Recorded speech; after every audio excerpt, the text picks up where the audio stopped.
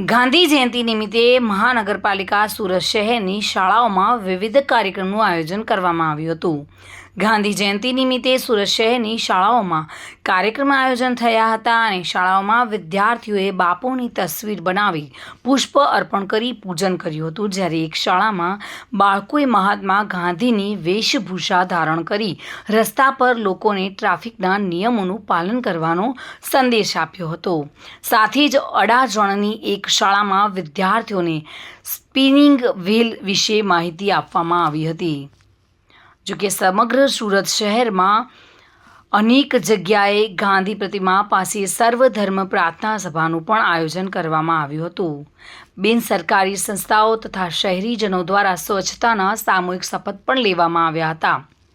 કાર્યક્રમોમાં ભાગ લીધેલા તમામ મહાનુભાવો દ્વારા શહેરના સ્વચ્છતા કર્મી એવા સફાઈ કર્મીઓનું પણ અભિવાદન કરવામાં આવ્યું હતું। સુનિલ ગાંજાવાલા સાથે bureau report, today Gujarati news.